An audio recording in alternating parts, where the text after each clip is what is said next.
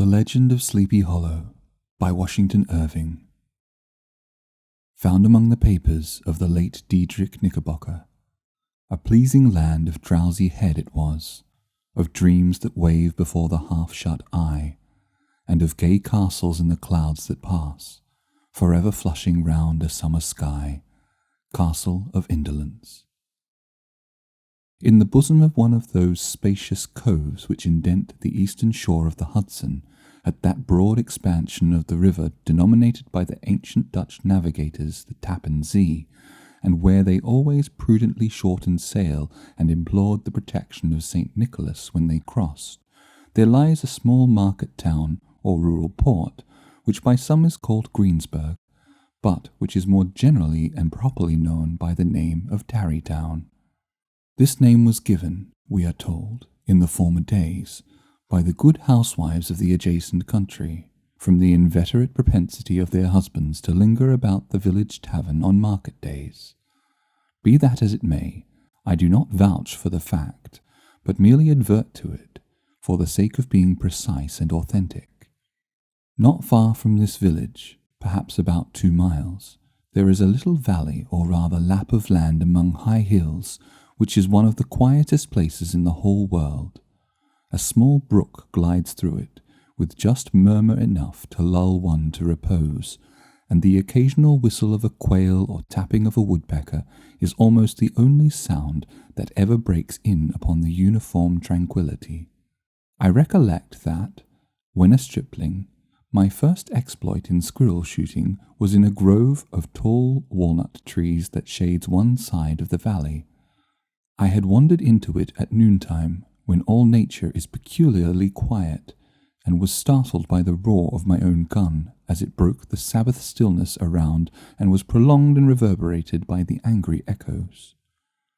If ever I should wish for a retreat whither I might steal from the world and its distractions, and dream quietly away the remnant of a troubled life, I know of none more promising than this little valley.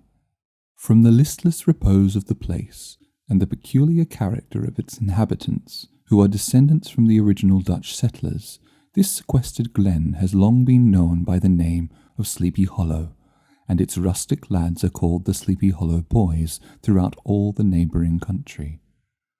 A drowsy, dreamy influence seems to hang over the land, and to pervade the very atmosphere.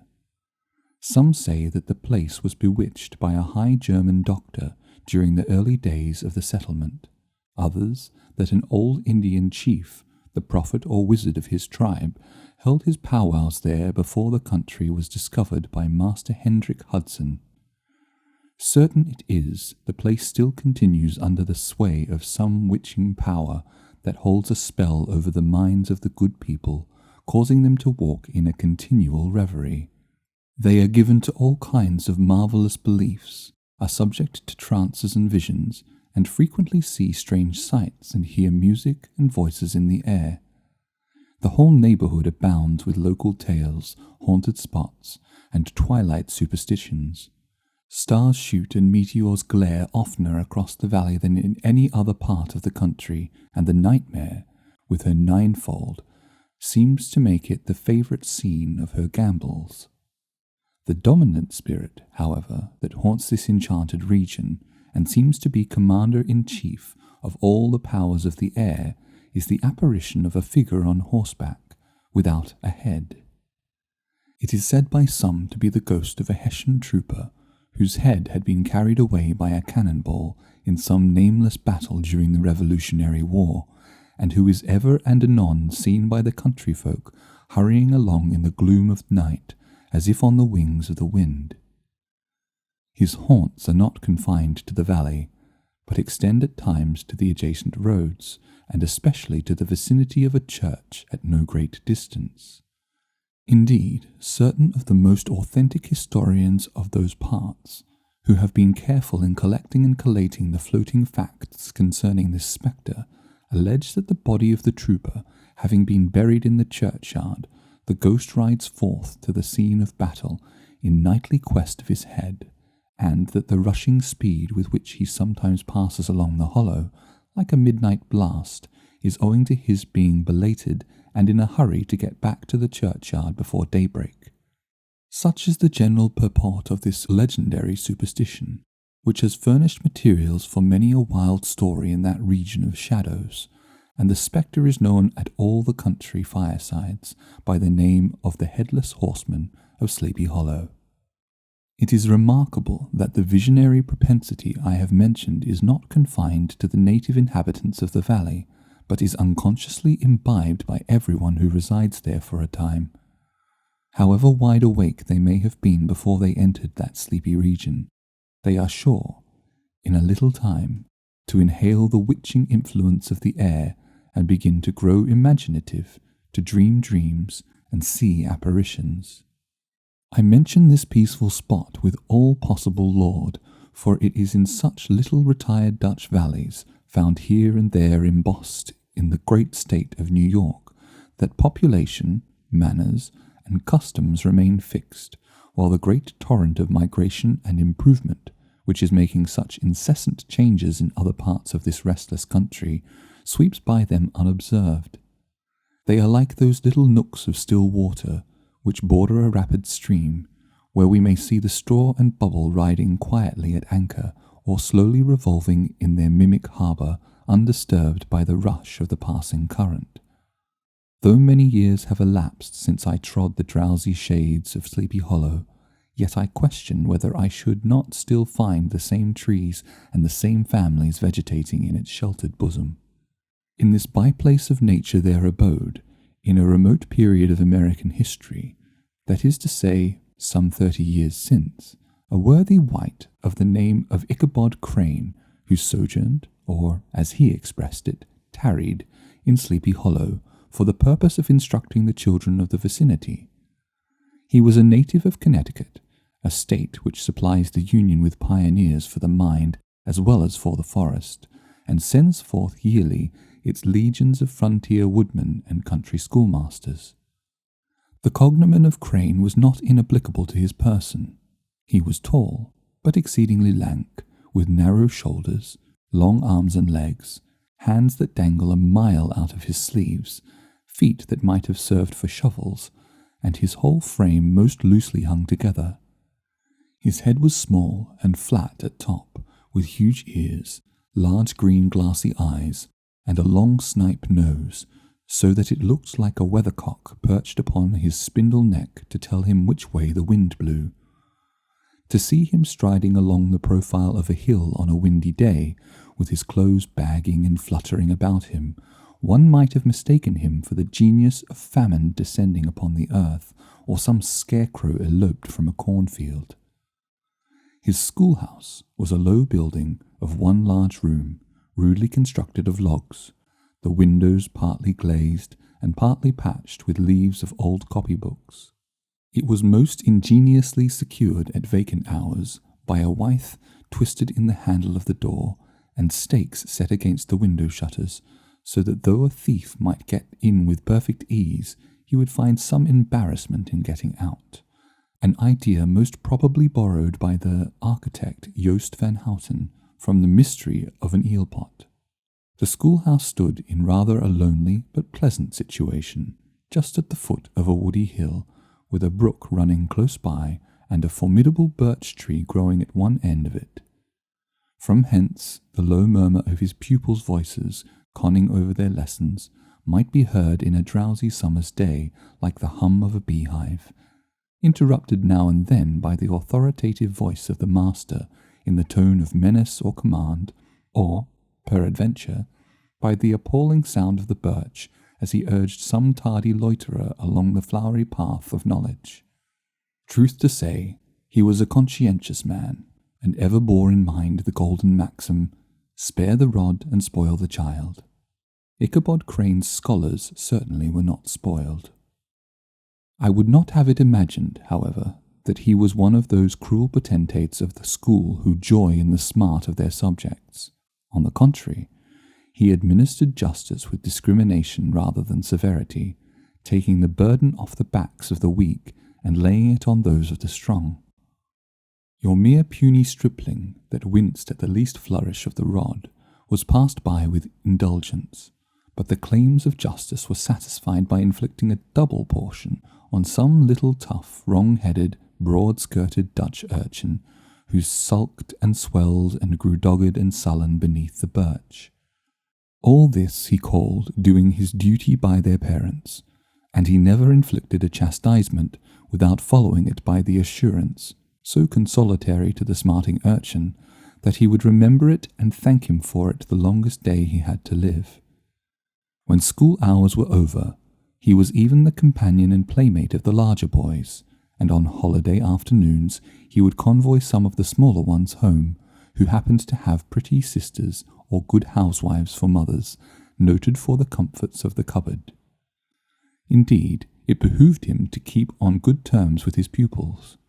The revenue arising from his school was small, and would have been scarcely sufficient to furnish him with daily bread, for he was a huge feeder, and, though lank, had the dilating powers of an anaconda. But to help out his maintenance, he was, according to country custom in those parts, boarded and lodged at the houses of the farmers whose children he instructed. With these he lived successively a week at a time, thus going the rounds of the neighbourhood, with all his worldly effects tied up in a cotton handkerchief.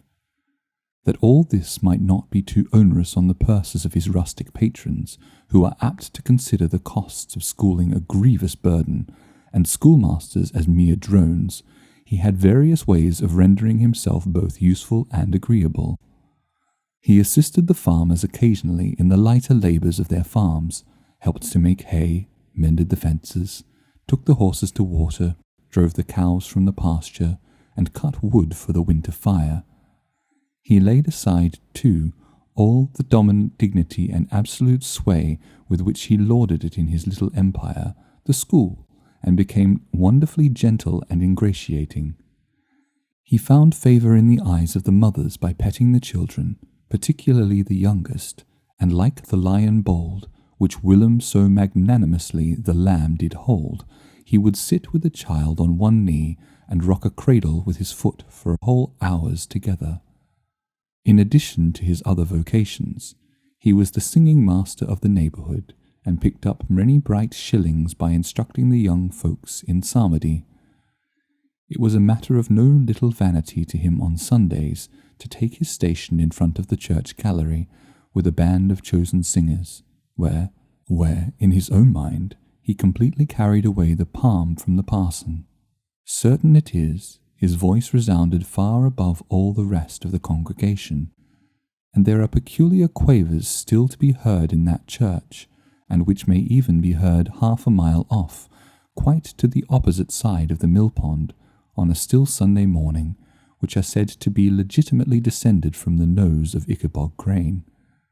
Thus, by divers little makeshifts, in that ingenious way which is commonly denominated by hook and by crook, the worthy pedagogue got on tolerably enough, and was thought, by all who understood nothing of the labour of head-work, to have a wonderfully easy life of it.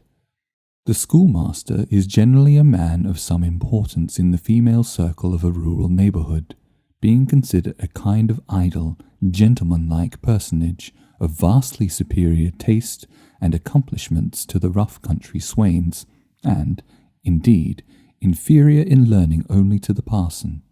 His appearance, therefore, is apt to occasion some little stir at the tea-table of a farmhouse, and the addition of a supernumerary dish of cakes or sweetmeats, or, peradventure, the parade of a silver teapot.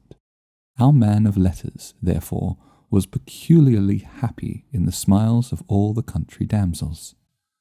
How he would figure among them in the churchyard, between services on Sundays, gathering grapes for them from the wild vines that overran the surrounding trees, reciting for their amusement all the epitaphs on the tombstones, or sauntering with a whole bevy of them along the banks of the adjacent mill pond, while the more bashful country bumpkins hung sheepishly back, envying his superior elegance and address. From his half-itinerant life, also, he was a kind of travelling gazette, carrying the whole budget of local gossip from house to house, so that his appearance was always greeted with satisfaction. He was, moreover, esteemed by the women as a man of great erudition, for he had read several books quite through, and was a perfect master of Cotton Mather's History of New England Witchcraft, in which, by the way, he most firmly and potently believed. He was, in fact, an odd mixture of small shrewdness and simple credulity. His appetite for the marvellous and his powers of digesting it were equally extraordinary, and both had been increased by his residence in this spellbound region. No tale was too gross or too monstrous for his capacious swallow. It was often his delight, after his school was dismissed in the afternoon, to stretch himself on the rich bed of clover bordering the little brook that whimpered by his schoolhouse, and there con over old Mather's direful tales, until the gathering dusk of evening made the printed page a mere mist before his eyes. Then, as he wended his way by swamp and stream and awful woodland to the farmhouse where he happened to be quartered, every sound of nature at that witching hour fluttered his excited imagination. The moan of the whippoorwill from the hillside, the boding cry of the tree-toad, that harbinger of storm, the dreary hooting of the screech owl, or the sudden rustling in the thicket of birds frightened from their roost. The fireflies, too, which sparkled most vividly in the darkest places, now and then startled him, as one of uncommon brightness would stream across his path, and if, by chance, a huge blockhead of a beetle came winging his blundering flight against him, the poor varlet was ready to give up the ghost with the idea that he was struck with a witch's token. His only resource on such occasions, either to drown thought or drive away evil spirits, was to sing psalm tunes, and the good people of Sleepy Hollow, as they sat by their doors of an evening, were often filled with awe at hearing his nasal melody, in linked sweetness long drawn out, floating from the distant hill or along the dusky road. Another of his sources of fearful pleasure was to pass long winter evenings with the old Dutch wives as they sat spinning by the fire, with a row of apples roasting and spluttering along the hearth, and listened to their marvellous tales of ghosts and goblins, and haunted fields, and haunted brooks, and haunted bridges, and haunted houses, and particularly of the Headless Horseman, or galloping Hessian of the Hollow, as they sometimes called him. He would delight them equally by his anecdotes of witchcraft, and of the direful omens and portentous sights and sounds in the air which prevailed in the earlier times of Connecticut, and would frighten them woefully with speculations upon comets and shooting stars, and with the alarming fact that the world did absolutely turn round, and that they were half the time topsy-turvy. But if there was a pleasure in all this, while snugly cuddling in the chimney corner of a chamber that was all of a ruddy glow from the crackling wood fire, and where, of course, no spectre dared to show its face, it was dearly purchased by the terrors of his subsequent walk homewards. What fearful shapes and shadows beset his path, amidst the din and ghastly glare of a snowy night! With what wistful look did he eye every trembling ray of light streaming across the waste fields from some distant window! How often was he appalled by some shrub covered with snow which, like a sheeted spectre, beset his very path! How often did he shrink with curdling awe at the sound of his own footsteps on the frosty crust beneath his feet, and dread to look over his shoulder lest he should behold some uncouth being tramping close behind him, and how often was he thrown into complete dismay by some rushing blast howling among the trees, in the idea that it was the galloping Hessian on one of his nightly scourings. All these, however, were mere terrors of the night, phantoms of the mind that walk in darkness, and though he had seen many spectres in his time, and been more than once beset by Satan in divers shapes in his lonely preambulations, yet daylight put an end to all these evils, and he would have passed a pleasant life of it, in despite of the devil and all his works, if his path had not been crossed by a being that causes more perplexity to mortal man than ghosts, goblins, and the whole race of witches put together, and that was a woman. Among the musical disciples who assembled one evening in each week to receive his instructions in psalmody was Katrina van Tassel, the daughter and only child of a substantial Dutch farmer. She was a blooming lass of fresh 18, plump as a partridge, ripe and melting and rosy-cheeked as one of her father's peaches, and universally famed not merely for her beauty, but her vast expectations. She was withal of a little coquette, as might be perceived even in her dress, which was a mixture of ancient and modern fashions, as most suited to set off her charms. She wore the ornaments of pure yellow gold, which her great-great-grandmother had brought over from Sardom, the tempting stomacher of the olden time, and withal a provokingly short petticoat, to display the prettiest foot and ankle in the country round. Ichabod Crane had a soft and foolish heart towards the sex, and it is not to be wondered at that so tempting a morsel soon found favour in his eyes, more especially after he had visited her in her paternal mansion. Old Baltus Van Tassel was a perfect picture of a thriving, contented, liberal-hearted farmer.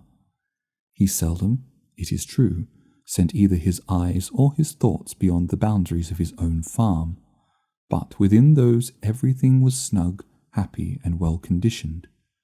He was satisfied with his wealth, but not proud of it, and piqued himself upon the hearty abundance, rather than the style in which he lived.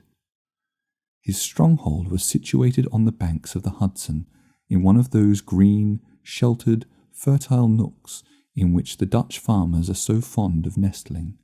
A great elm tree spread its broad branches over it, at the foot of which bubbled up a spring of the softest and sweetest water in a little well formed of a barrel, and then stole sparkling away through the grass to a neighbouring brook that babbled among the adlers and dwarf willows.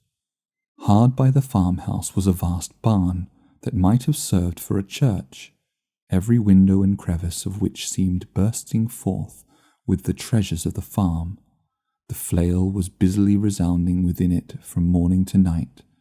Swallows and martins skimmed twittering about the eaves, and rows of pigeons, some with one eye turned up, as if watching the weather, some with their heads under their wings or buried in their bosoms, and others swelling and cooing and bowing about their dames, were enjoying the sunshine on the roof. Sleek, unwieldy porkers were grunting in the repose and abundance of their pens, from whence sallied forth, now and then, troops of sucking pigs, as if to snuff the air. A stately squadron of snowy geese were riding in an adjoining pond, conveying whole fleets of ducks. Regiments of turkeys were gobbling through the farmyard, and guinea fowls fretting about it, like ill-tempered housewives, with their peevish, discontented cry. Before the barn door strutted the gallant cock, that pattern of a husband, a warrior and fine gentleman, clapping his burnished wings and crowing in the pride and gladness of his heart, sometimes tearing up the earth with his feet, and then generously calling his ever-hungry family of wives and children to enjoy the rich morsel which he had discovered. The pedagogue's mouth watered as he looked upon this sumptuous promise of luxurious winter fare. In his devouring mind's eye, he pictured to himself every roasting pig running about with a pudding in his belly and an apple in his mouth. The pigeons were snugly put to bed in a comfortable pie and tucked in with a coverlet of crust. The geese were swimming in their own gravy, and the ducks pairing cosily in dishes like snug married couples with a decent competency of onion sauce. In the porkers he saw carved out the future sleek side of bacon and juicy relishing ham, not a turkey, but he beheld daintily trussed up with its gizzard under its wing and, peradventure, a necklace of savoury sausages. And even bright Chanticleer himself lay sprawling on his back in a side dish with uplifted claws as if craving that quarter which his chivalrous spirit disdained to ask while living. As the enraptured Ichabod fancied all this, and as he rolled his great green eyes over the fat meadow lands, the rich fields of wheat, of rye, of buckwheat, and Indian corn, and the orchards burdened with ruddy fruit which surrounded the warm tenement of Van Tassel, his heart yearned after the damsel who was to inherit these domains, and his imagination expanded with the idea how they might be readily turned into cash, and the money invested in immense tracts of wild land and shingle palaces in the wilderness. Nay, his busy fancy already realized his hopes, and presented to him the blooming Katrina, with a whole family of children, mounted on the top of a wagon loaded with household trumpery, with pots and kettles dangling beneath, and he beheld himself bestriding a pacing mare with a colt at her heels, setting out for Kentucky, Tennessee, or the Lord knows where. When he entered the house, the conquest of his heart was complete. It was one of those spacious farmhouses, with high-ridged but low-sloping roofs, built in the style handed down from the first Dutch settlers, the low projecting eaves forming a piazza along the front, capable of being closed up in bad weather. Under this were hung flails, harnesses, various utensils of husbandry, and nets for fishing in the neighbouring river. Benches were built along the sides for summer use, and a great spinning wheel at one end and a churn at the other showed the various uses to which this important porch might be devoted. From this piazza the wondering Ichabod entered the hall, which formed the centre of the mansion and the place of usual residence. Here rows of resplendent pewter, ranged on a long dresser, dazzled his eyes. In one corner stood a huge bag of wool, ready to be spun. In another, a quantity of linsey woolsey just from the loom, ears of Indian corn, and strings of dried apples and peaches hung in gay festoons along the walls, mingled with the gourd of red peppers, and a door left ajar gave him a peep into the best parlour, where the claw-footed chairs and dark mahogany tables shone like mirrors, and dirons with their accompanying shovel and tongs glistened from their covert asparagus tops. Mock oranges and conch shells decorated the mantelpiece. Strings of various coloured birds' eggs were suspended above it. A great ostrich egg was hung from the centre of the room, and a corner cupboard, knowingly left open, displayed immense treasures of old silver and well-mended china. From the moment Ichabod laid his eyes upon these regions of delight, the peace of his mind was at an end, and his only study was how to gain the affections of the peerless daughter of Van Tassel. In this enterprise, however, he had more real difficulties than generally fell to the lot of a knight-errant of yore, who seldom had anything but giants, enchanters, fiery dragons, and such like easily conquered adversaries to contend with, and had to make his way merely through the gates of iron and brass, and walls of adamant to the castle keep, where the lady of his heart was confined, all which he achieved as easily as a man would carve his way to the centre of a Christmas pie, and then the lady gave him her hand as a matter of course. Ichabod, on the contrary, had to win his way to the heart of a country coquette, beset with a labyrinth of whims and caprices, which were forever presenting new difficulties and impediments, and he had to encounter a host of fearful adversaries of real flesh and blood, the numerous rustic admirers who beset every portal to her heart, keeping a watchful and angry eye upon each other, but ready to fly out in the common cause against any new competitor. Among these, the most formidable was a burly, roaring, roistering blade of the name of Abraham, or, according to the Dutch abbreviation, Brom van Brunt, the hero of the country road, which rang with his feats of strength and hardihood. He was broad-shouldered and double-jointed, with short curly black hair, and a bluff but not unpleasant countenance, having a mingled air of fun and arrogance. From his Herculean frame and great powers of limb, he had received the nickname of Brom Bones, by which he was universally known. He was famed for great knowledge and skill in horsemanship, being as dexterous on horseback as a Tartar. He was foremost at all races and cockfights, and, with the ascendancy which bodily strength always acquires in rustic life, was the umpire in all disputes, setting his hat on one side and giving his decisions with an air and tone that admitted no gainsay or appeal.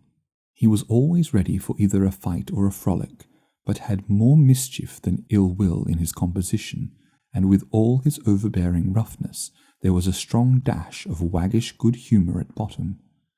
He had 3 or 4 boon companions, who regarded him as their model, and at the head of whom he scoured the country, attending every scene of feud or merriment for miles round.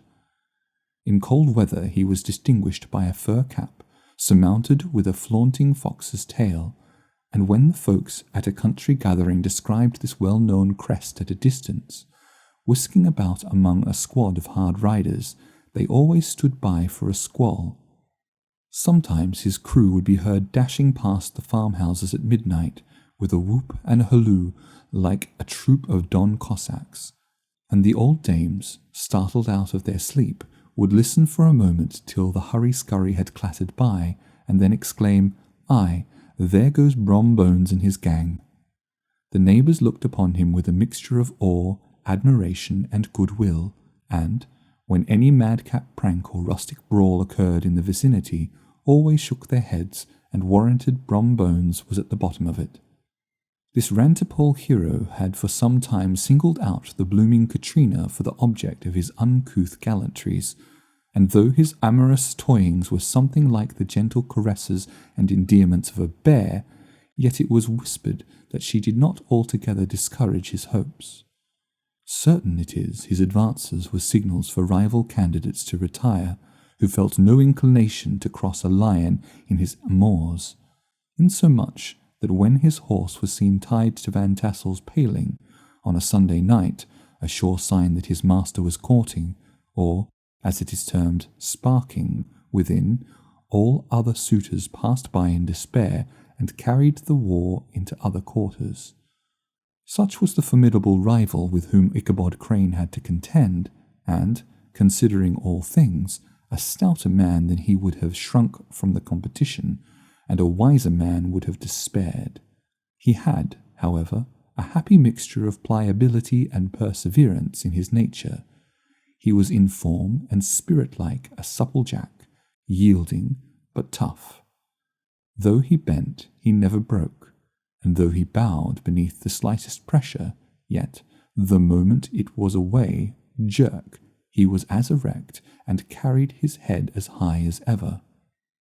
To have taken the field openly against his rival would have been madness, for he was not a man to be thwarted in his amours any more than that stormy lover Achilles. Ichabod, therefore, made his advances in a quiet and gently insinuating manner. Under cover of his character of singing-master, he made frequent visits at the farmhouse.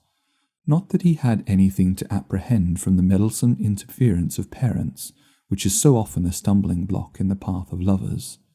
Bolt Van Tassel was an easy, indulgent soul. He loved his daughter better than even his pipe, and, like a reasonable man and excellent father, let her have her way in everything. His notable little wife, too, had enough to do to attend to her housekeeping and manage her poultry, for, as she sagely observed, ducks and geese are foolish things, and must be looked after, but girls can take care of themselves. Thus, while the busy dame bustled about the house, or plied her spinning-wheel at one end of the piazza, honest Bolt would sit smoking his evening pipe at the other, watching the achievements of a little wooden warrior, who, armed with a sword in each hand, was most valiantly fighting the wind on the pinnacle of the barn. In the meantime, Ichabod would carry on his suit with the daughter by the side of the spring under the great elm, or sauntering along in the twilight, that hour so favourable to the lover's eloquence. I profess not to know how women's hearts are wooed and won. To me they have always been matters of riddle and admiration. Some seem to have but one vulnerable point, or door of access, while others have 1,000 avenues, and may be captured in 1,000 different ways. It is a great triumph of skill to gain the former, but still a greater proof of generalship to maintain possession of the latter, for a man must battle his fortress at every door and window. He who wins 1,000 common hearts is therefore entitled to some renown, but he who keeps undisputed sway over the heart of a coquette is indeed a hero. Certain it is, this was not the case with the redoubtable Brom Bones, and from the moment Ichabod Crane made his advances, the interests of the former evidently declined. His horse was no longer seen tied to the palings on Sunday nights, and a deadly feud gradually arose between him and the preceptor of Sleepy Hollow. Brom, who had a degree of rough chivalry in his nature, would fain have carried matters to open warfare and have settled their pretensions to the lady according to the mode of those most concise and simple reasoners, the knights errant of yore, by single combat. But Ichabod was too conscious of the superior might of his adversary to enter the lists against him. He had overheard a boast of Bones that he would double the schoolmaster up and lay him on a shelf of his own schoolhouse, and he was too wary to give him an opportunity. There was something extremely provoking in this obstinately pacific system. It left Brom no alternative but to draw upon the funds of rustic waggery in his disposition, and to play off boorish practical jokes upon his rival.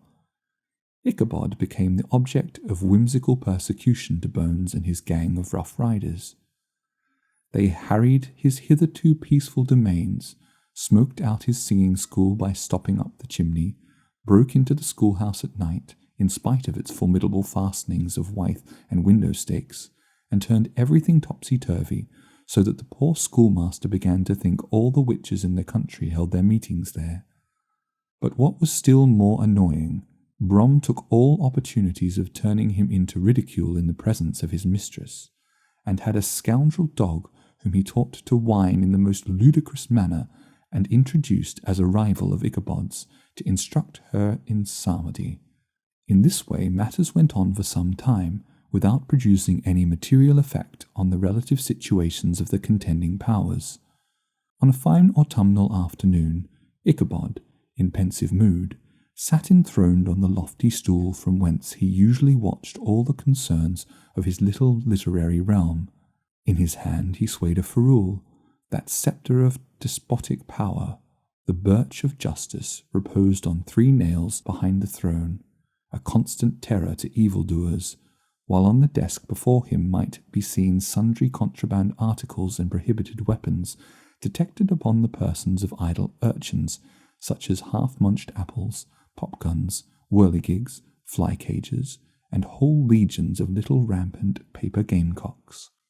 Apparently there had been some appalling act of justice recently inflicted, for his scholars were all busily intent upon their books, or slyly whispering behind them, with one eye kept upon the master, and a kind of buzzing stillness reigned throughout the schoolroom.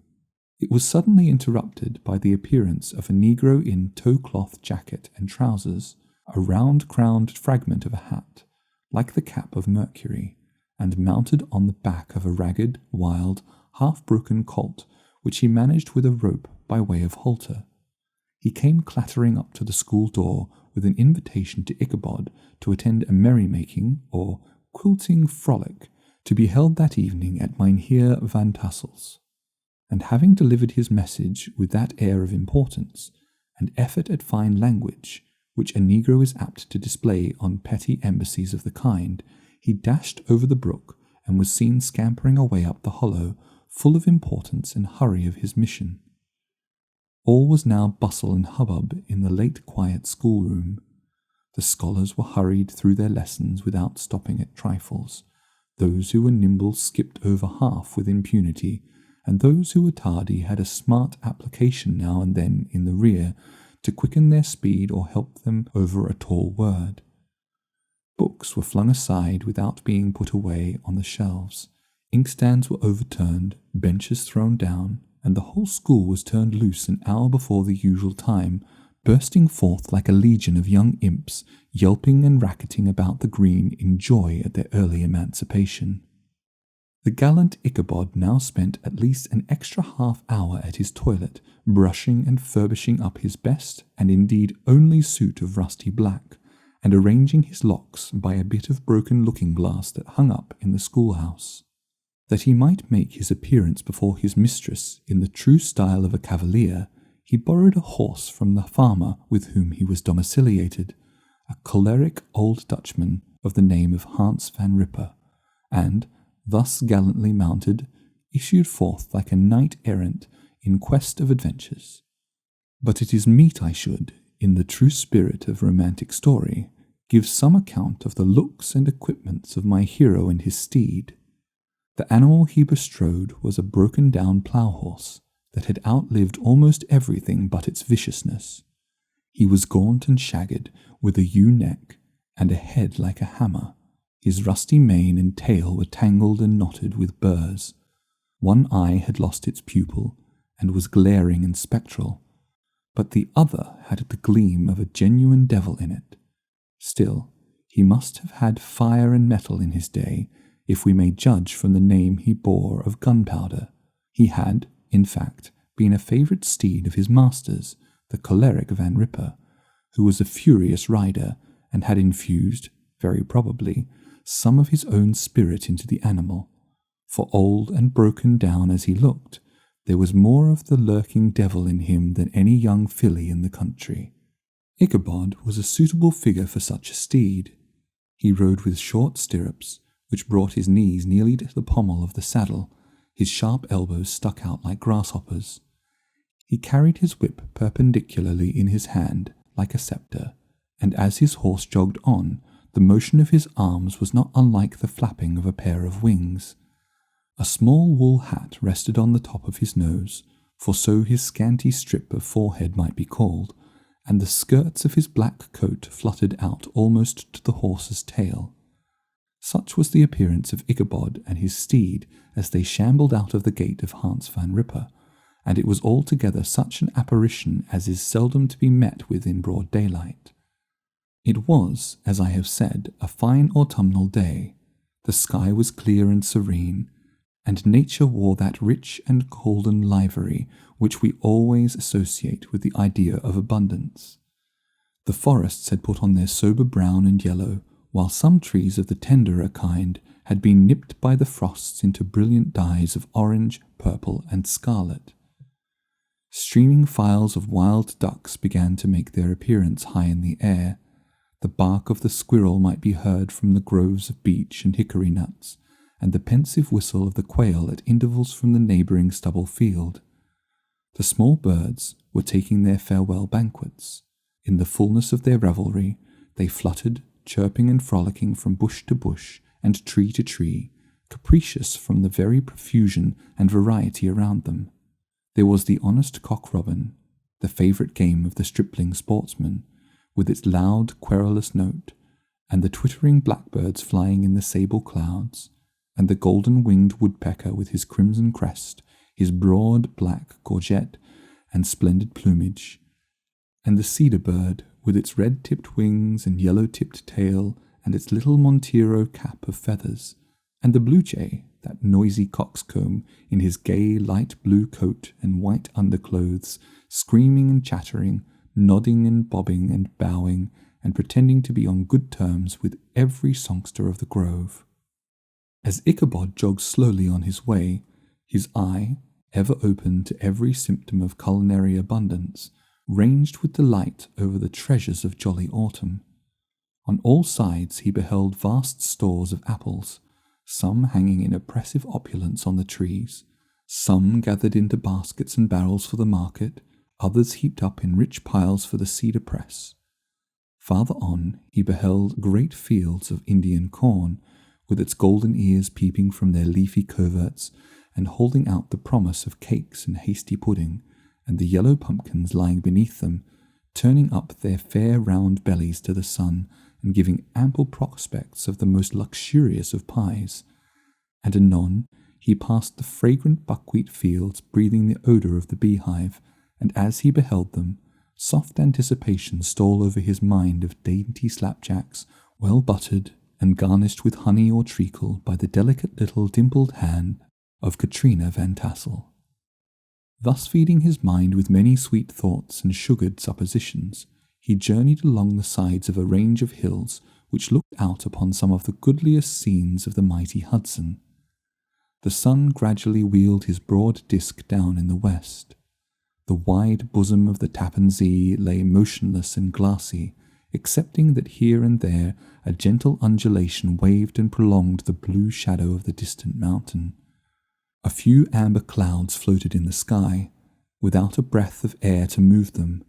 The horizon was of a fine golden tint, changing gradually into a pure apple green, and from that into deep blue of the mid-heaven. A slanting ray lingered on the woody crests of the precipices that overhung some parts of the river, giving greater depth to the dark grey and purple of their rocky sides. A sloop was loitering in the distance, dropping slowly down with the tide, her sail hanging uselessly against the mast, and as the reflection of the sky gleamed along the still water, it seemed as if the vessel was suspended in the air. It was toward evening that Ichabod arrived at the castle of the Heir Van Tassel, which he found thronged with the pride and flower of the adjacent country. Old farmers, a spare leathern-faced race, in homespun coats and breeches, blue stockings, huge shoes, and magnificent pewter buckles. Their brisk, withered little dames, in close-crimped caps, long-waisted short gowns, homespun petticoats, with scissors and pincushions, and gay calico pockets hanging on the outside.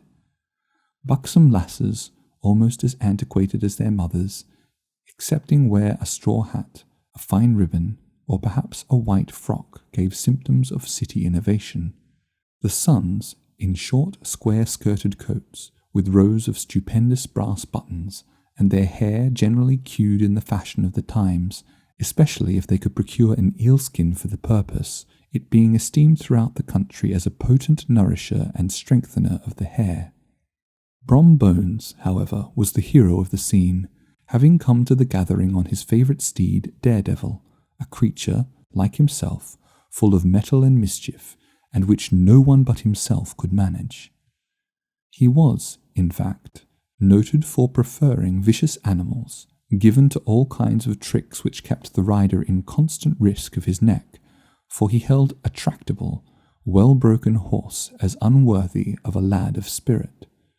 Fain would I pause to dwell upon the world of charms that burst upon the enraptured gaze of my hero as he entered the state parlour of Van Tassel's mansion, not those of the bevy of buxom lasses with their luxurious display of red and white, but the ample charms of a genuine Dutch country tea-table in the sumptuous time of autumn. Such heaped-up platters of cakes of various and almost indescribable kinds, known only to experienced Dutch housewives. There was the doughty doughnut, the tender ollie koek, and the crisp and crumbling cruller, sweet cakes and short cakes, ginger cakes and honey cakes, and the whole family of cakes. And then there were apple pies and peach pies and pumpkin pies, besides slices of ham and smoked beef, and moreover delectable dishes of preserved plums and peaches and pears and quinces, not to mention boiled shad and roasted chickens, together with bowls of milk and cream, all mingled higgledy-piggledy, pretty much as I have enumerated them, with the motherly teapot sending up its clouds of vapour from the midst. Heaven bless the mark. I want breath and time to discuss this banquet as it deserves, and am too eager to get on with my story. Happily, Ichabod Crane was not in so great a hurry as his historian, but did ample justice to every dainty. He was a kind and thankful creature, whose heart dilated in proportion as his skin was filled with good cheer, and whose spirits rose with eating, as some men's do with drink. He could not help, too, rolling his large eyes round him as he ate, and chuckling with the possibility that he might one day be lord of all this scene of almost unimaginable luxury and splendour. Then, he thought, how soon he'd turn his back upon the old schoolhouse, snap his fingers in the face of Hans Van Ripper and every other niggardly patron, and kick any itinerant pedagogue out of doors that should dare to call him comrade. Old Baltus Van Tassel moved about among his guests with a face dilated with content and good humour, round and jolly as the harvest moon. His hospitable attentions were brief but expressive, being confined to a shake of the hand, a slap on the shoulder, a loud laugh, and a pressing invitation to fall to and help themselves. And now the sound of music from the common room, or hall, summoned to the dance. The musician was an old grey-headed negro who had been the itinerant orchestra of the neighbourhood for more than half a century. His instrument was as old and battered as himself. The greater part of the time he scraped on 2 or 3 strings, accompanying every movement of the bow with a motion of the head, bowing almost to the ground and stamping with his foot whenever a fresh couple were to start. Ichabod prided himself upon his dancing as much as upon his vocal powers. Not a limb, not a fibre about him was idle, and to have seen his loosely hung frame in full motion and clattering about the room, you would have thought St. Vitus himself, that blessed patron of the dance, was figuring before you in person. He was the admiration of all the negroes, who, having gathered, of all ages and sizes, from the farm and the neighbourhood, stood forming a pyramid of shining black faces at every door and window, gazing with delight at the scene, rolling their white eyeballs and showing grinning rows of ivory from ear to ear. How could the flogger of urchins be otherwise than animated and joyous? The lady of his heart was his partner in the dance, and smiling graciously in reply to all his amorous oglings, while Brom Bones, sorely smitten with love and jealousy, sat brooding by himself in one corner. When the dance was at an end, Ichabod was attracted to a knot of the Sager folks, who, with old Van Tassel, sat smoking at one end of the piazza, gossiping over former times and drawing out long stories about the war. This neighbourhood, at the time of which I am speaking, was one of those highly favoured places which abound with chronicle and great men. The British and American line had run near it during the war. It had, therefore, been the scene of marauding and infested with refugees, cowboys, and all kinds of border chivalry. Just sufficient time had elapsed to enable each storyteller to dress up his tale with a little becoming fiction and, in the indistinctness of his recollection, to make himself the hero of every exploit.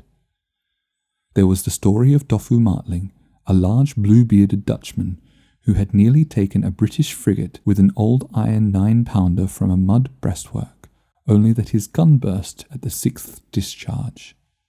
And there was an old gentleman, who shall be nameless, being too rich a mynheer to be lightly mentioned, who, in the Battle of White Plains, being an excellent master of defence, parried a musket ball with a small sword, insomuch that he absolutely felt it whiz round the blade and glance off at the hilt, in proof of which was ready at any time to show the sword, with the hilt a little bent. There were several more that had been equally great in the field, not one of whom but was persuaded that he had a considerable hand in bringing the war to a happy termination.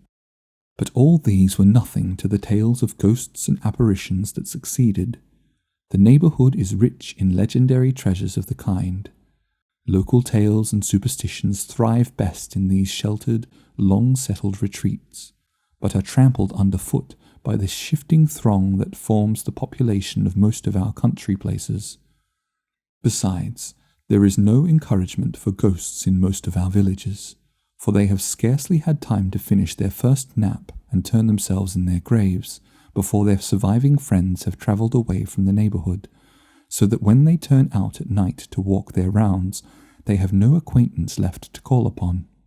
This is perhaps the reason why we so seldom hear of ghosts, except in our long-established Dutch communities. The immediate cause, however, of the prevalence of supernatural stories in these parts was doubtless owing to the vicinity of Sleepy Hollow. There was a contagion in the very air that blew from that haunted region. It breathed forth an atmosphere of dreams and fancies infecting all the land. Several of the Sleepy Hollow people were present at Van Tassel's, and, as usual, were doling out their wild and wonderful legends. Many dismal tales were told about funeral trains and mourning cries and wailings heard and seen about the great tree where the unfortunate Major Andre was taken and which stood in the neighborhood. Some mention was made also of the woman in white that haunted the dark glen at Raven Rock, and was often heard to shriek on winter nights before a storm, having perished there in the snow. The chief part of the stories, however, turned upon the favourite spectre of Sleepy Hollow, the Headless Horseman, who had been heard several times of late patrolling the country, and, it was said, tethered his horse nightly among the graves in the churchyard. The sequestered situation of this church seems always to have made it a favourite haunt of troubled spirits. It stands on a knoll, surrounded by locust trees and lofty elms, from among which its decent, whitewashed walls shine modestly forth, like Christian purity beaming through the shades of retirement. A gentle slope descends from it to a silver sheet of water bordered by high trees, between which peeps may be caught at the blue hills of the Hudson. To look upon its grass-grown yard, where the sunbeams seem to sleep so quietly, one would think that there at least the dead might rest in peace. On one side of the church extends a wide, woody dell, along which raves a large brook among broken rocks and trunks of fallen trees. Over a deep black part of the stream, not far from the church, was formerly thrown a wooden bridge. The road that led to it, and the bridge itself, were thickly shaded by overhanging trees, which cast a gloom about it, even in the daytime, but occasioned a fearful darkness at night. Such was one of the favourite haunts of the Headless Horseman, and the place where he was most frequently encountered. The tale was told of old Brower, a most heretical disbeliever in ghosts, how he met the horseman returning from his foray into Sleepy Hollow, and was obliged to get up behind him, how they galloped over bush and brake, over hill and swamp, until they reached the bridge, when the horseman suddenly turned into a skeleton, threw old Brower into the brook, and sprang away over the treetops with a clap of thunder. This story was immediately matched by a thrice marvellous adventure of Brom Bones, who made light of the galloping Hessian as an arrant jokery. He affirmed that on returning one night from the neighbouring village of Sing Sing, he had been overtaken by this midnight trooper, that he had offered to race with him for a bowl of punch, and should have won it too, for Daredevil beat the goblin horse all hollow, but just as they came to the church bridge, the Hessian bolted and vanished in a flash of fire.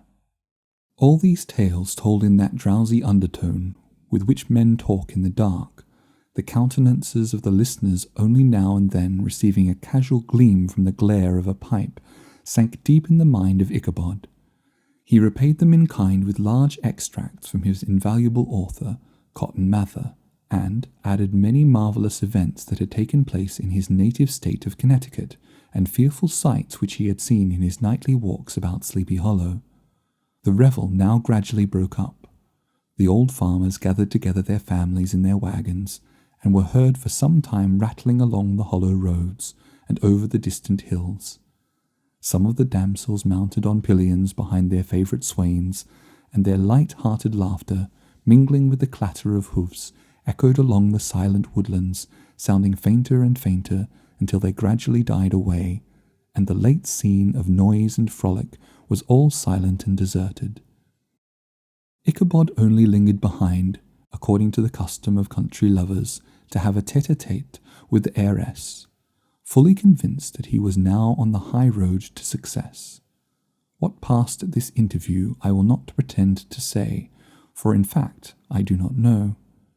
Something, however, I fear me, must have gone wrong, for he certainly sallied forth, after no very great interval, with an air quite desolate and chapfallen. Oh, these women, these women! Could that girl have been playing off any of her coquettish tricks? Was her encouragement of the poor pedagogue all a mere sham to secure her conquest of his rival? Heaven only knows, not I. Let it suffice to say, Ichabod stole forth with the air of one who had been sacking a hen roost rather than a fair lady's heart. Without looking to the right or left to notice the scene of rural wealth on which he had so often gloated, he went straight to the stable, and with several hearty cuffs and kicks roused his steed most uncourteously from the comfortable quarters in which he was soundly sleeping, dreaming of mountains of corn and oats, and whole valleys of timothy and clover. It was the very witching time of the night that Ichabod, heavy-hearted and crestfallen, pursued his travels homewards, along the sides of the lofty hills which rise above Tarrytown, and which he had traversed so cheerily in the afternoon. The hour was as dismal as himself. Far below him the Tappan Zee spread its dusky and indistinct waste of waters, with here and there the tall mast of a sloop riding quietly at anchor under the land. In the dead hush of midnight he could even hear the barking of the watchdog from the opposite shore of the Hudson, but it was so vague and faint as only to give an idea of his distance from this faithful companion of man. Now and then, too, the long-drawn crowing of a cock, accidentally awakened, would sound far, far off, from some farmhouse away among the hills, but it was like a dreaming sound in his ear.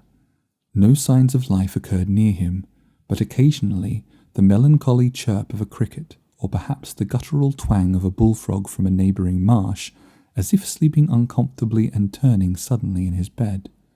All the stories of ghosts and goblins that he had heard in the afternoon now came crowding upon his recollection. The night grew darker and darker, the stars seemed to sink deeper in the sky, and driving clouds occasionally hid them from his sight. He had never felt so lonely and dismal. He was, moreover, approaching the very place where many of the scenes of the ghost stories had been laid. In the centre of the road stood an enormous tulip tree, which towered like a giant above all the other trees of the neighbourhood, and formed a kind of landmark. Its limbs were gnarled and fantastic, large enough to form trunks for ordinary trees, twisting down almost to the earth, and rising again into the air. It was connected with the tragical story of the unfortunate Andre, who had been taken prisoner hard by, and was universally known by the name of Major Andre's tree. The common people regarded it with a mixture of respect and superstition, partly out of sympathy for the fate of its ill-starred namesake, and partly from the tales of strange sights and doleful lamentations told concerning it. As Ichabod approached this fearful tree, he began to whistle. He thought his whistle was answered. It was but a blast sweeping sharply through the dry branches. As he approached a little nearer, he thought he saw something white hanging in the midst of the tree. He paused and ceased whistling, but, on looking more narrowly, perceived that it was a place where the tree had been scathed by lightning, and the white wood laid bare. Suddenly he heard a groan. His teeth chattered, and his knees smote against the saddle.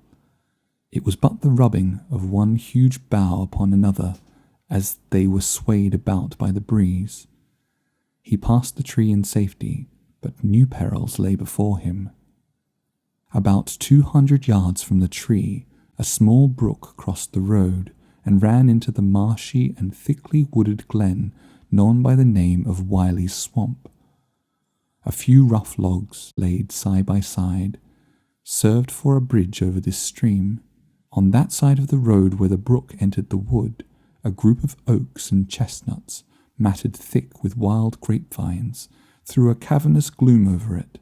To pass this bridge was the severest trial. It was at this identical spot that the unfortunate Andre was captured, and under the covert of those chestnuts and vines were the sturdy yeomen concealed who surprised him. This has ever since been considered a haunted stream, and fearful are the feelings of the schoolboy who has to pass it alone after dark. As he approached the stream, his heart began to thump. He summoned up, however, all his resolution, gave his horse half a score of kicks in the ribs, and attempted to dash briskly across the bridge. But instead of starting forward, the perverse old animal made a lateral movement and ran broadside against the fence. Ichabod, whose fears increased with the delay, jerked the reins on the other side and kicked lustily with the contrary foot. It was all in vain. His steed started, it is true, but it was only to plunge to the opposite side of the road into a thicket of brambles and alder bushes. The schoolmaster now bestowed both whip and heel upon the starveling ribs of old Gunpowder, who dashed forward, snuffling and snorting, but came to a stand just by the bridge with a suddenness that had nearly sent his rider sprawling over his head. Just at this moment, a plashy tramp by the side of the bridge caught the sensitive ear of Ichabod. In the dark shadow of the grove, on the margin of the brook, he beheld something huge, misshapen and towering. It stirred not, but seemed gathered up in the gloom, like some gigantic monster ready to spring upon the traveller. The hair of the affrighted pedagogue rose upon his head with terror. What was to be done? To turn and fly was now too late, and besides, what chance was there of escaping ghost or goblin, if it was such, which could ride upon the wings of the wind? Summoning up, therefore, a show of courage, he demanded in stammering accents, "Who are you?" He received no reply. He repeated his demand in a still more agitated voice. Still there was no answer. Once more he cudgelled the sides of the inflexible Gunpowder, and, shutting his eyes, broke forth with involuntary fervour into a psalm tune. Just then the shadowy object of alarm put itself in motion, and with a scramble and a bound stood at once in the middle of the road. Though the night was dark and dismal, yet the form of the unknown might now in some degree be ascertained. He appeared to be a horseman of large dimensions and mounted on a black horse of powerful frame. He made no offer of molestation or sociability, but kept aloof on one side of the road, jogging along on the blind side of old Gunpowder, who had now got over his fright and waywardness. Ichabod, who had no relish for this strange midnight companion, and bethought himself of the adventure of Brom Bones with the galloping Hessian, now quickened his steed in hopes of leaving him behind. The stranger, however, quickened his horse to an equal pace. Ichabod pulled up and fell into a walk, thinking to lag behind. The other did the same. His heart began to sink within him. He endeavoured to resume his psalm tune, but his parched tongue clove to the roof of his mouth, and he could not utter a stave. There was something in the moody and dogged silence of this pertinacious companion that was mysterious and appalling. It was soon fearfully accounted for. On mounting a rising ground, which brought the figure of his fellow traveller in relief against the sky, gigantic in height and muffled in cloak, Ichabod was horror-struck on perceiving that he was headless. But his horror was still more increased on observing that the head, which should have rested on his shoulders, was carried before him on the pommel of his saddle. His terror rose to desperation. He rained a shower of kicks and blows upon Gunpowder, hoping by a sudden movement to give his companion the slip. But the spectre started full jump with him. Away then they dashed through the thick and thin, stones flying and sparks flashing at every bound. Ichabod's flimsy garments fluttered in the air as he stretched his long, lank body away over his horse's head in the eagerness of his flight. They had now reached the road which turns off to Sleepy Hollow, but Gunpowder, who seemed possessed with a demon, instead of keeping up it, made an opposite turn and plunged headlong downhill to the left. This road leads through a sandy hollow shaded by trees for about 1/4 of a mile, where it crosses the bridge famous in goblin story, and just beyond the swells the green knoll on which stands the whitewashed church. As yet the panic of the steed had given his unskilful rider an apparent advantage in the chase, but just as he had got halfway through the hollow, The girths of the saddle gave way, and he felt it slipping from under him. He seized it by the pommel and endeavoured to hold it firm, but in vain, and had just time to save himself by clasping old Gunpowder round the neck when the saddle fell to the earth, and he heard it trampled underfoot by his pursuer. For a moment the terror of Hans van Ripper's wrath passed across his mind, for it was his Sunday saddle. But this was no time for petty fears. The goblin was hard on his haunches, and unskilful rider that he was, he had much ado to maintain his seat, sometimes slipping on one side, sometimes on another, and sometimes jolted on the high ridge of his horse's backbone with a violence that he verily feared would cleave him asunder. An opening in the trees now cheered him with the hopes that the church bridge was at hand. The wavering reflection of a silver star in the bosom of the brook told him that he was not mistaken. He saw the walls of the church dimly glaring under the trees beyond. He recollected the place where Brombones's ghostly competitor had disappeared. If I can but reach that bridge, thought Ichabod, I am safe. Just then he heard the black steed panting and blowing close behind him. He even fancied that he felt his hot breath. Another convulsive kick in the ribs, and old Gunpowder sprang upon the bridge. He thundered over the resounding planks. He gained the opposite side, and now Ichabod cast a look behind to see if his pursuer should vanish, according to rule, in a flash of fire and brimstone. Just then he saw the goblin rising in his stirrups, and in the very act of hurling his head at him. Ichabod endeavoured to dodge the horrible missile, but too late. It encountered his cranium with a tremendous crash. He was tumbled headlong into the dust, and Gunpowder, the black steed, and the goblin rider passed by like a whirlwind. The next morning the old horse was found without his saddle, and with the bridle under his feet, soberly cropping the grass at his master's gate. Ichabod did not make his appearance at breakfast. Dinner hour came, but no Ichabod. The boys assembled at the schoolhouse, and strolled idly about the banks of the brook, but no schoolmaster.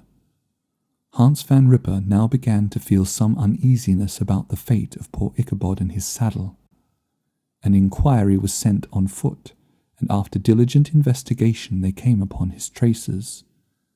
In one part of the road leading to the church was found the saddle trampled in the dirt, the tracks of horses' hoofs deeply dented in the road, and evidently at furious speed were traced to the bridge, beyond which, on the bank of a broad part of the brook, where the water ran deep and black, was found the hat of the unfortunate Ichabod, and close beside it a shattered pumpkin. The brook was searched, but the body of the schoolmaster was not to be discovered. Hans van Ripper, as executor of his estate, examined the bundle which contained all his worldly effects. They consisted of 2 shirts and a half, 2 stocks for the neck, a pair of 2 of worsted stockings, an old pair of corduroy small clothes, a rusty razor, a book of psalm tunes full of dog ears, and a broken pitch pipe. As to the books and furniture of the schoolhouse, they belonged to the community, excepting Cotton Mather's History of Witchcraft, a New England almanac, and a book of dreams and fortune-telling, in which last was a sheet of foolscap, much scribbled and blotted in several fruitless attempts to make a copy of verses in honour of the heiress of Van Tassel. These magic books and poetic scrawl were forthwith consigned to the flames by Hans van Ripper, who, from that time forward, determined to send his children no more to school, observing that he never knew any good come of this same reading and writing. Whatever money the schoolmaster possessed, and he had received his quarter's pay but a day or 2 before, he must have had about his person at the time of his disappearance. The mysterious event caused much speculation at the church on the following Sunday.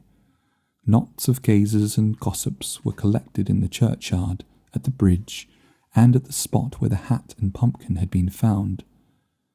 The stories of Brower, of Bones, and a whole budget of others were called to mind, and when they had diligently considered them all and compared them with the symptoms of the present case, they shook their heads and came to the conclusion that Ichabod had been carried off by the galloping Hessian.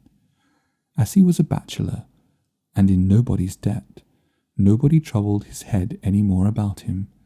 The school was removed to a different quarter of the hollow, and another pedagogue reigned in his stead. It is true an old farmer, who had been down to New York on a visit several years after, and from whom this account of the ghostly adventure was received, brought home the intelligence that Ichabod Crane was still alive, that he had left the neighbourhood partly through fear of the goblin and Hans Van Ripper, and partly in mortification at having been suddenly dismissed by the heiress, that he had changed his quarters to a distant part of the country, had kept school and studied law at the same time, had been admitted to the bar, turned politician, electioneered, written for the newspapers, and finally been made a justice of the £10 court.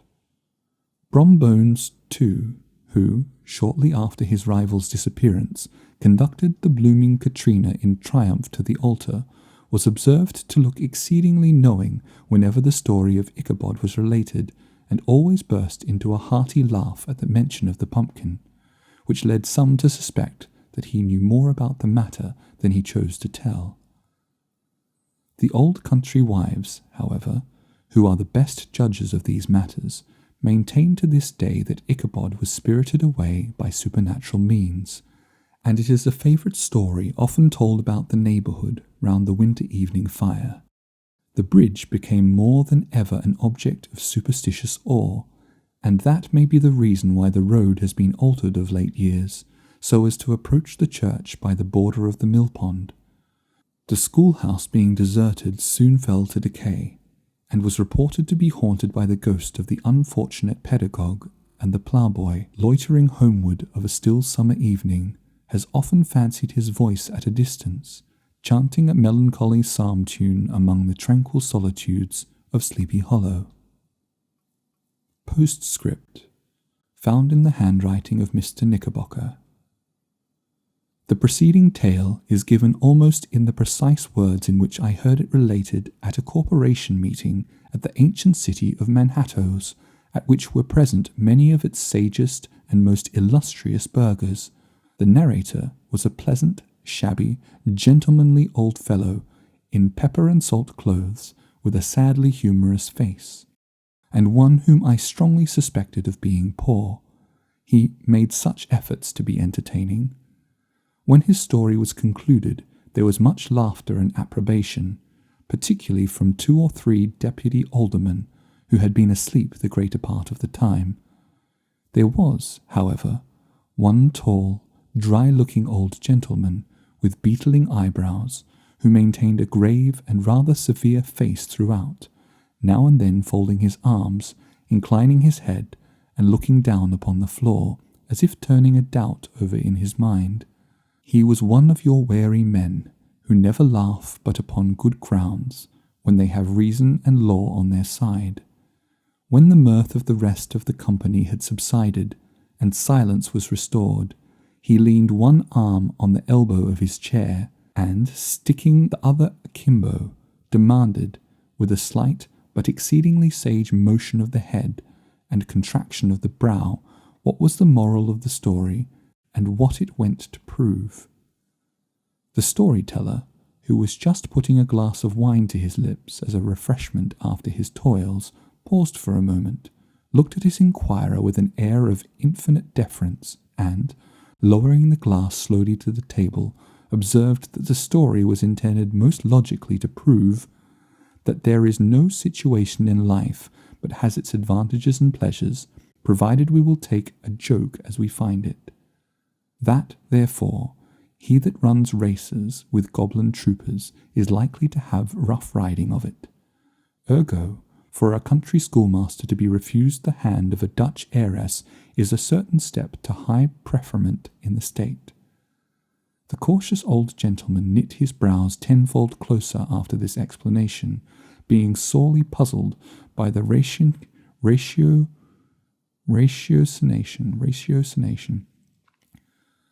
The cautious old gentleman knit his brows tenfold closer after this explanation, being sorely puzzled by the ratiocination of the syllogism, while, methought, the one in pepper and salt eyed him with something of a triumphant leer. At length he observed that all this was very well, but still he thought the story a little on the extravagant. There were 1 or 2 points on which he had his doubts. "Faith, sir," replied the storyteller, "as to that matter, I don't believe one half of it myself. D.K. The end.